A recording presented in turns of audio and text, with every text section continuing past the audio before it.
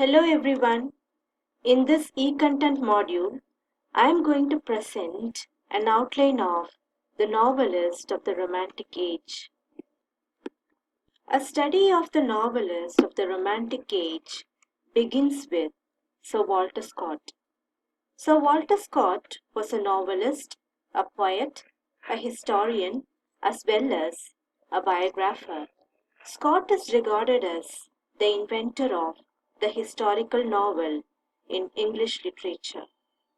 There are two significant influences that prompted Scott to write historical novels. One is Scott was fascinated by the history and culture of his native Scotland right from his childhood days, and the other is the Irish Tales of Maria Edgeworth. Scott read the works of the Irish writer with lot of enthusiasm, and it had a significant impact on his own writings. He especially loved the detailed portrayal of the characters and manners of Irish people in the tales of Maria Edgeworth. During the early days of his writing career, Scott enjoyed fame as a prominent poet for almost a decade. His first published work, The Chase and William and Helen, was a translation of two German ballads. The Lay of the Last Minstrel and Rockby are the last important narrative poems by Scott. Due to the sheer length and style, they are considered as novels in verse form.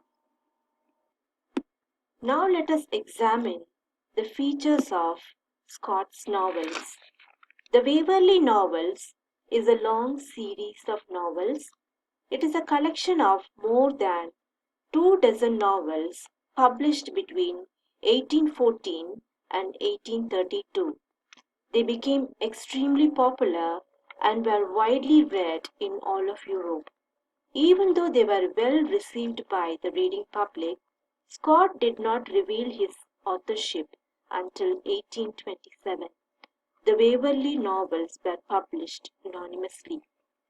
The novels in this series are published in chronological order and incorporates events and people from history.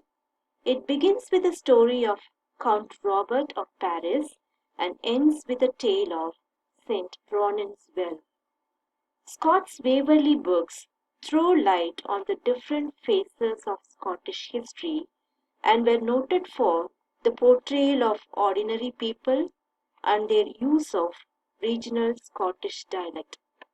Some of the notable works in this series include Rob Roy, Kenilworth, and Ivanhoe.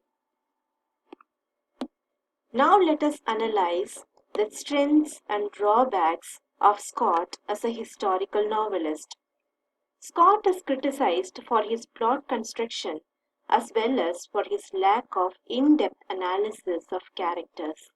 Scott's treatment of history is also not entirely accurate.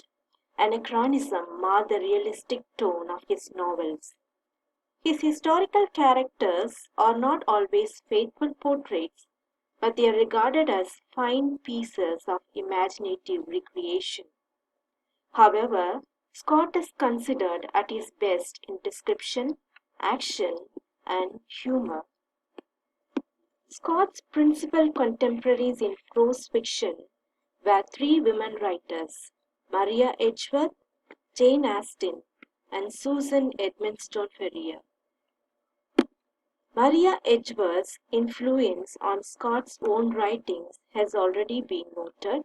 Susan Edmondstone Ferrier's works like Marriage, Destiny, and The Inheritance were also greatly admired by Sir Walter Scott. Jane Austen reached the pinnacle of fame by writing domestic novels. Some of her best known works were Sense and Sensibility, Pride and Prejudice, Mansfield Park, and Northanger Abbey. With men writers, fiction exhibited greater variety of matter and method. Thomas Love Peacock and George Payne are some of the important male writers. They not only depicted contemporary Scottish life but also made satiric comments upon society and presented a vivid picture of London in the days of the plague and Great Fire.